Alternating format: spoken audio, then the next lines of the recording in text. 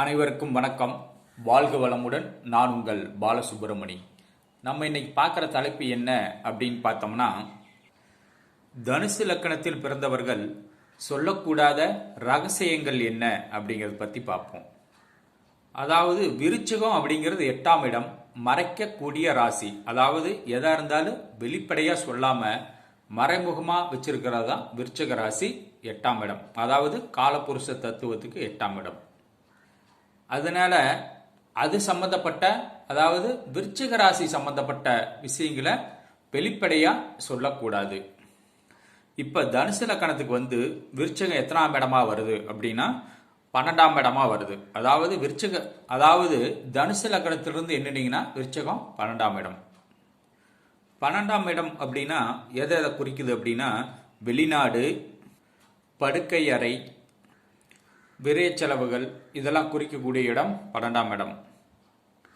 இப்போ தனுசு லக்கணக்காரங்க வெளிநாடு போகிறதுக்கு முயற்சி பண்ணிக்கிட்டு இருக்கிறீங்க அப்படின்னா அதை வெளியில் சொல்லவே கூடாது. வெளியில் சொன்னீங்க அப்படின்னா அந்த காரியம் தடபடும்.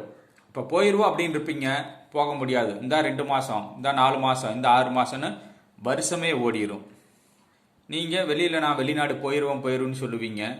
நீங்கள் வெளியே சொல்கிறதே உங்களுக்கு ஒரு தடையாயிரும். அதனால தனுசு லக்கணத்தில் பிறந்தவங்க வெளிநாடு போகிறோம் அப்படின்னா எல்லாம் ரெடி பண்ணி வச்சுட்டு போகிறப்ப சொல்லுங்க. அதுக்கு முன்னாடியே எல்லாத்துக்கிட்டையும் நான் வெளிநாடு போகிறேன்னு சொன்னீங்கன்னா அது தடையாகிறதுக்கும் நாள் தள்ளி போகிறதுக்கும் வாய்ப்பு உண்டு.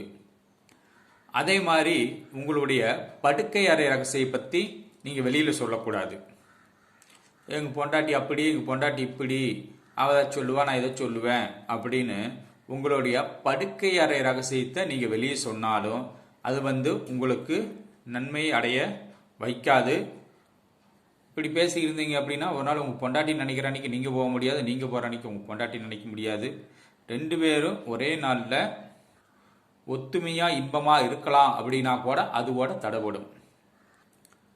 அதே மாதிரி படுக்கையில் தூங்குறீங்க அப்படின்னா அந்த தூங்குறத பற்றி இத்தனை மணிக்கு படுப்பேன், இத்தனை மணிக்கு எந்திரிப்பேன், நான் நல்லா தூங்குவேன், இப்படி தூங்கணும், இவ்வளோ நேரம் தூங்கணும் அப்படின்னு மற்றவங்களுக்கு அட்வைஸ் பண்ணிட்டு இருந்தீங்க அப்படின்னாலும் அதுக்கப்புறம் உங்களுடைய தூக்கம் பாதிக்கப்படும். நீங்கள் அந்த நேரத்துக்கு தூங்க முடியாது, நல்லா ஆழ்ந்த தூக்கம் வராது.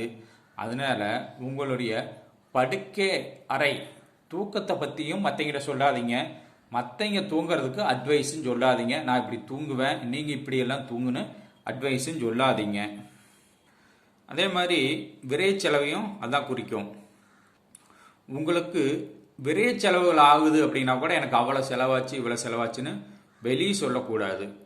இதை வெளியே சொன்னாவே இவ்வளோதான் ஆச்சா அப்படின்னு இன்னும் செலவு சேர்த்தி ஆகிற மாதிரி வரும். இல்லைன்னா நீங்கள் செலவுக்கு கணக்கு போகிறத விட இன்னும் செலவு சேர்த்தி தான் ஆகும்.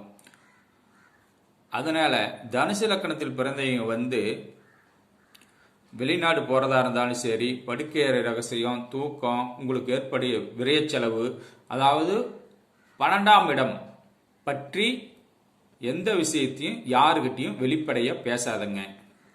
வெளிப்படையாக பேசுறீங்க அப்படின்னா அது உங்களுக்கு மைனஸ் தான். இதனை கடைபிடித்து வாழ்வில் வெற்றி அடையுங்கள். நான் சொன்னதை நீங்கள் செக் பண்ணி பாருங்கள். அது எப்படி அப்படின்னு செக் பண்ணி பார்த்துட்டு அதுக்கு தகுந்த மாதிரியே நீங்கள் நடந்துக்குங்க. வாழ்க வளமுடன்.